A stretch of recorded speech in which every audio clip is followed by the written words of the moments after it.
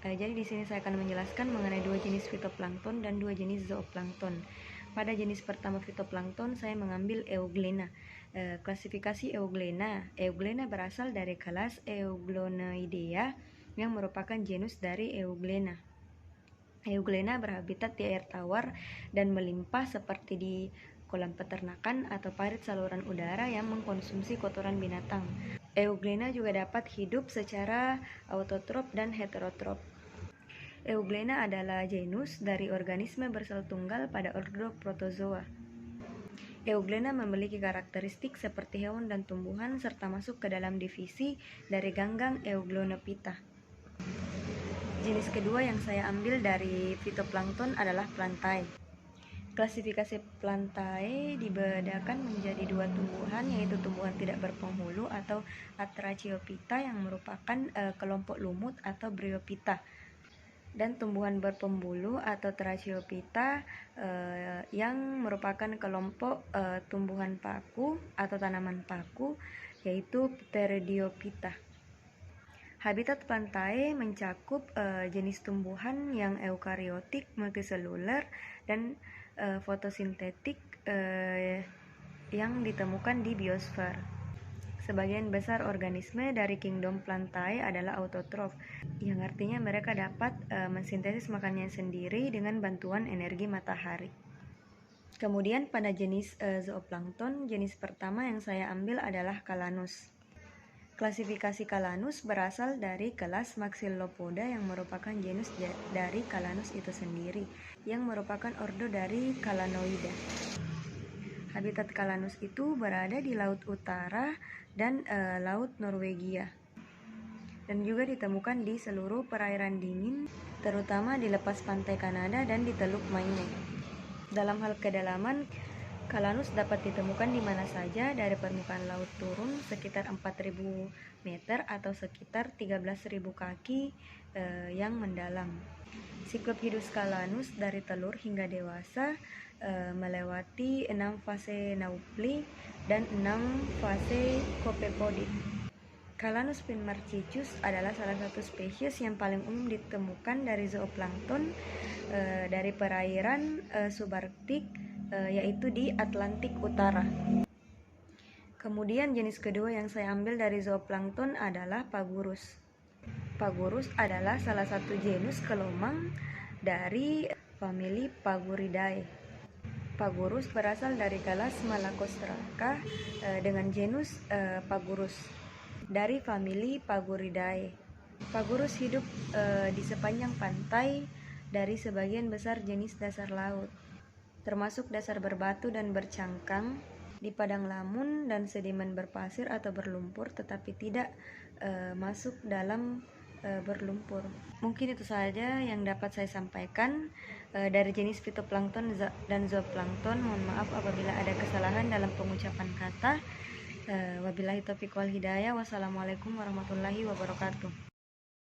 Menjelaskan sedikit dua jenis fitoplankton dan dua jenis zooplankton. Yang pertama yaitu jenis fitoplankton ada Bacilliorophyta, klasifikasinya adalah kerajaan Protista, divisi Heteroconophyta, kelas Bacilliorophyceae. Daur hidupnya sebagian besar di atom, melakukan reproduksi melalui pembelahan sel vegetatif. Habitatnya mendominasi komunitas fitoplankton di bidang tinggi di daerah Antrik dan Antartika, pada zona netrik dalam tropis dan perairan. Talophyta yaitu jenis kedua dari fitoplankton, klasifikasinya yaitu kelompok dari algae atau ganggang meliputi organisme fotosintetik yang biasanya berada pada tempat yang lembab. Daur hidupnya yaitu menghasilkan asam fumarat, pemasak buah jamur tempe, atau untuk membuat tempe menghasilkan asam laktat. Habitatnya yaitu berada di tempat yang teduh dan lembah seperti tembok, permukaan batuan, genteng, dan kulit pohon untuk hidup. Jenis yang kedua yaitu zooplankton.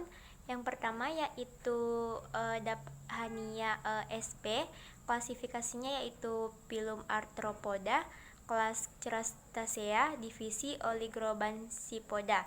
Daur hidupnya yaitu berkembang biak secara seksual dan aseksual. Perkembangbiakan secara aseksual dilakukan dengan cara partenogenesis, yaitu perkembangbiakan tanpa adanya fertilisasi. Habitatnya yaitu jenis zooplankton yang hidup di air tawar yang mendiami kolam-kolam, sawah, dan perairan umum. Adapun jenis kedua dari zooplankton yaitu Artemia salina, yaitu klasifikasi phylum Arthropoda, kelas Branchipoda, ordo Anostracea.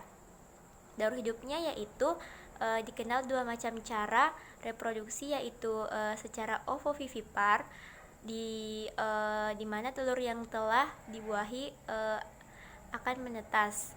Selanjutnya yaitu habitat, hidup dalam tubuh pedalaman sangat asin karena air seperti danau dan rawa garam, tetapi tidak pernah hidup di lautan. Sekian dan terima kasih.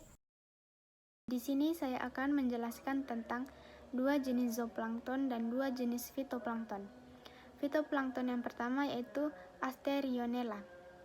Berikut klasifikasi dari Asterionella. Phylum Heteroconthophyta, kelas Bacillariophyceae, famili Flagellariceae, dan genus Asterionella. Ciri-ciri dari Asterionella yaitu berukuran 60-80 mikrometer, panjang dan lebarnya 2-4 mikrometer. Membentuk koloni yang sering terdiri dari 8 sel yang melekat satu sama lain dan terlihat seperti bintang. Memiliki ketahanan tubuh yang tinggi terhadap lingkungan dan dapat mengikat nitrogen yang ada di perairan. Habitat Asterionella sendiri ini biasanya banyak ditemui selama vernal di danau air tawar yang sedang. Yang kedua yaitu Phenium. Klasifikasi dari Phenium yaitu divisi Chlorophyta, kelas Chlorophyceae, dan genus Phenium. Ciri-ciri dari Phenium sendiri yaitu bentuknya seperti pita, silinder pladerm, ujung tumpul, dan dinding larten dalam spesies adalah datar atau nodular.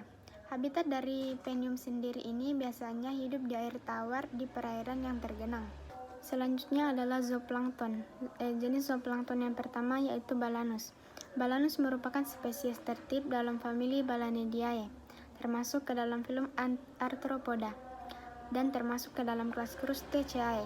Habitat Balanus ini sendiri berada di air laut, air tawar, dan di zona neritik di bagian beriklim sedang hangat.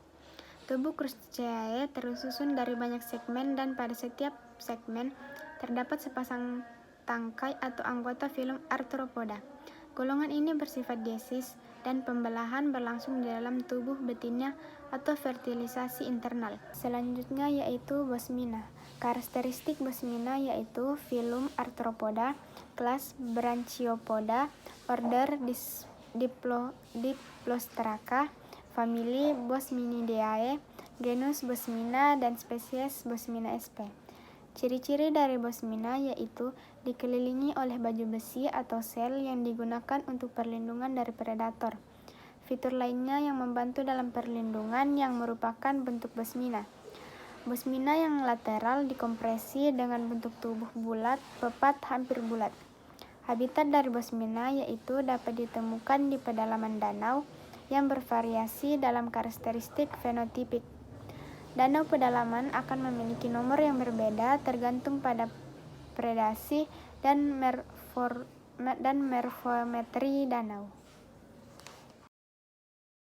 Klasifikasi Chlorophyta. Kingdom Plantae, divisio Chlorophyta, kelas Chlorophyceae, ordo Halimedales, genus Jaulerpa, spesies Jaulerpa racemosha.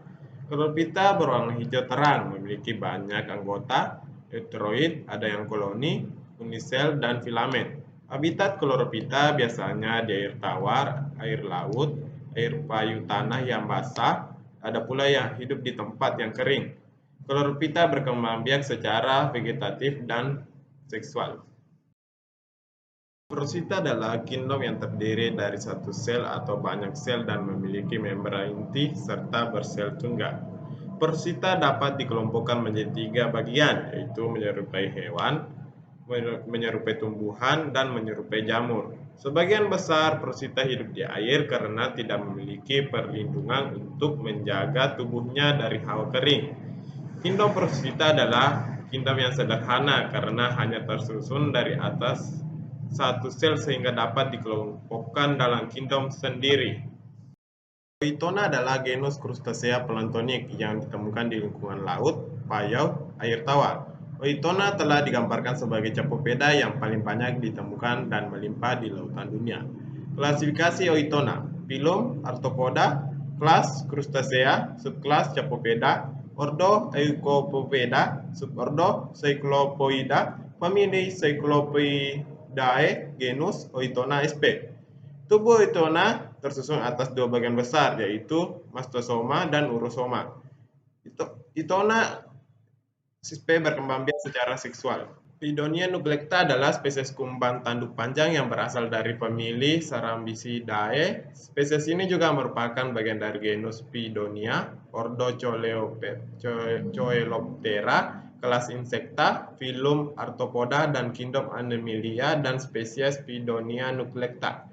Larva kumbang ini biasanya mengebor ke dalam kayu dan dapat menyebabkan kerusakan pada batang kayu yang hidup atau kayu yang telah ditebang.